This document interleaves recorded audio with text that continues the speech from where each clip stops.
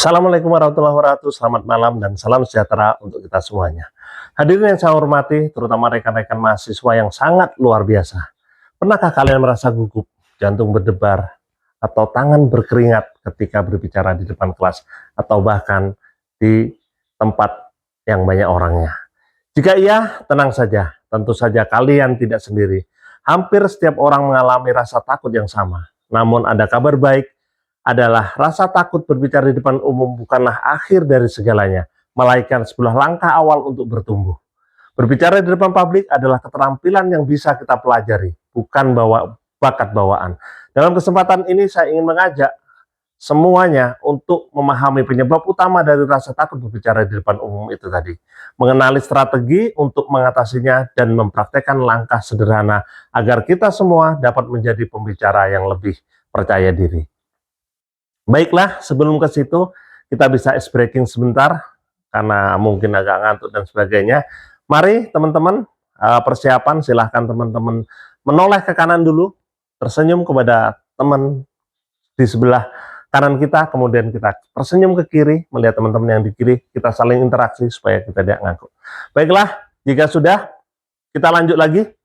Hadirin yang saya banggakan, mari kita mulai dengan memahami penyebab utama rasa takut berbicara di depan umum berdasarkan sebuah hasil survei dari National Institute of Mental Health.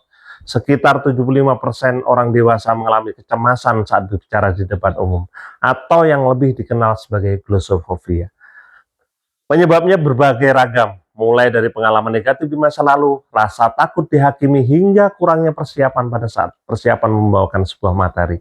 Hal itu sering muncul dan mengganggu terhadap kinerja kita. Kemudian mengekspresikan pendapat kita di ruang publik, takut melakukan kesalahan di depan teman atau bahkan dosen. Lalu bagaimana cara kita mengatasi rasa takut itu? Ada 3 strategi yang bisa diterapkan oleh siapa saja. Yang pertama adalah persiapan yang matang. Semakin kita memahami materi yang akan kita sampaikan, semakin kecil kemungkinan kita panik dan berhenti di tengah jalan.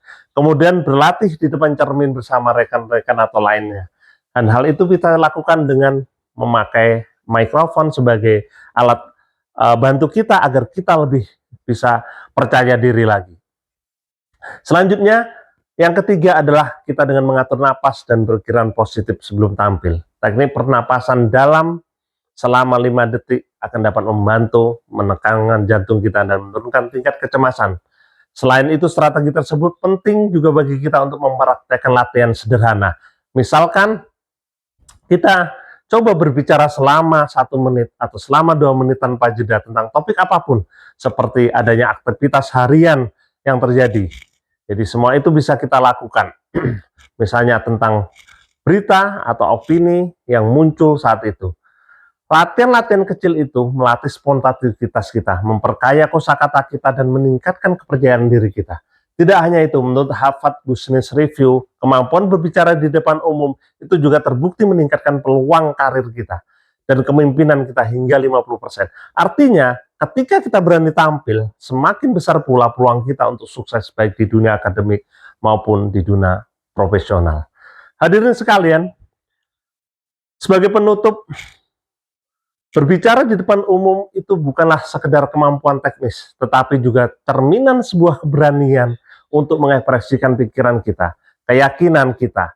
Kita tidak mungkin tidak bisa menghilangkan rasa takut itu sepenuhnya, akan tetapi kita bisa mengendalikannya melalui persiapan, latihan, dan juga pikiran yang positif. Ingatlah, tidak ada pembicara hebat yang tidak pernah gugup. Perbedaannya adalah hanya satu, mereka memilih untuk tetap maju meski merasa takut. Karena keberanian bukan berarti tanpa rasa takut, melainkan kemampuan untuk tetap berbicara di tengah rasa takut itu. Mari kita tumbuhkan keberanian kita untuk itu. Mulai hari ini, mulai berani berbicara, berarti kita berani berkembang. Terima kasih atas perhatian rekan-rekan semua. Salam sehat. Wassalamualaikum warahmatullahi wabarakatuh. Terima kasih.